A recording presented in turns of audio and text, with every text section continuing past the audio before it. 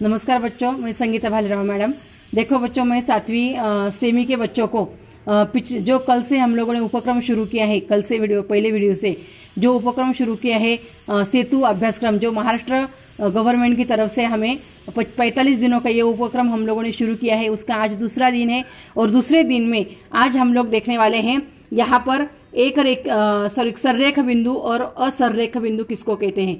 देखो यहाँ पर कुछ बिंदु दिखाए गए हैं और इस बिंदु में देखो भिन्न भिन्न बिंदुओं से होकर जाने वाली केवल एक और एक रेखा खींची जा सकती है।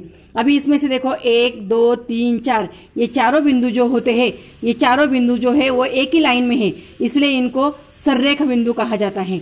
उसके बाद देखो यहाँ पर ये दोनों बिंदु एक ही लाइन में, इसलिए इनको भी सररेख बिंदु कहेंगे। यहाँ पर ये दोनों बिंदु भी एक लाइन में, इसलिए इनको भी सररेख बिंदु कहेंगे।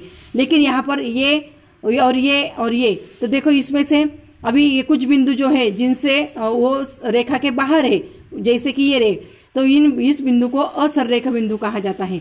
यानी जो बिंदु एक सीधी रेखा पर नहीं होते हैं उनको असररेख बिंदु कहा जाता है, और जो 3 अथवा अधिक बिंदु एक सीधी रेखा पर होते हैं उन्हें सररेख बिंदु कहा जाता है।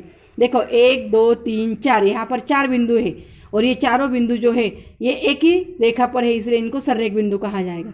उसके बाद देखो 1, 2, 3, 4 देखो ये चारों बिंदु भी एक रेखा पर है, इसलिए इनको सररेख बिंदु कहा जाएगा।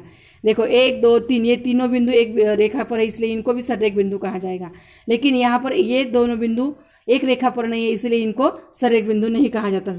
उसके बाद देखो समांतर रेखा है। समांतर रेखा किसको कहते हैं कि जो रेखा एक ही प्रतल में होती है लेकिन एक दूसरे को कभी प्रतिच्छेदित नहीं करती, उनको समांतर रेखा कहा जाता है।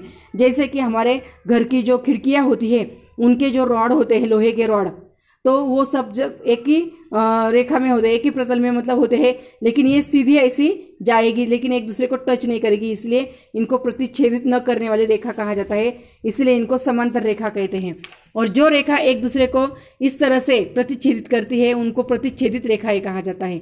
तो इसमें देखो ये प्रतिच्छेदित रेखा है, ये दोनों समांतर रेखा है, ये दोनों भी क्या है, कहीं भी जाकर ये प्रतिच्छेदित रेखा हो जाएगी। अभी इसके आधार पर हम लोगों को आज अपना दूसरे दिन में एक स्वाध्याय जो है वो करने का है। अभी देखो इसमें कक्षा 7वीं सेतु अभ्यासक्रम विषय गणित वर्कशीट नंबर 2 दिन दूसरा।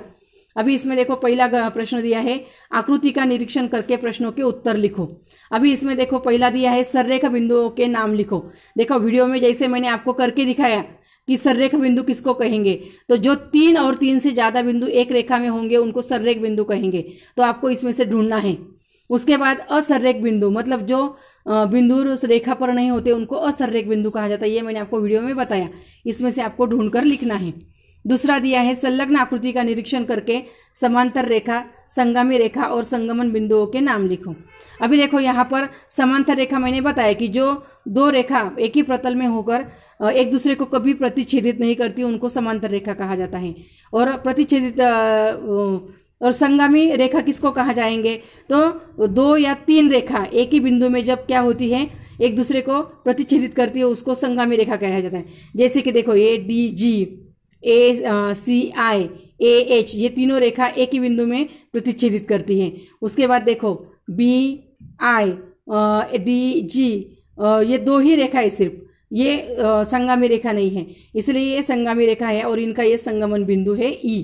तो इस तरह से संगमन बिंदु का नाम, संगामी रेखाओं के नाम और समांतर रेखाओं के नाम लिखना है।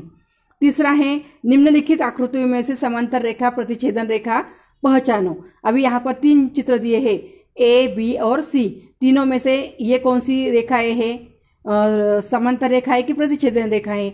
दूसरी ये भी समांतर रेखा है कि प्रतिच्छेदन रेखा है, और ये भी समांतर रेखा है कि प्रतिच्छेदन रेखा है। ये तीनों जो है वो आप लोगों को पहचानना है और उसके नीचे आप लोगों को लिखना है।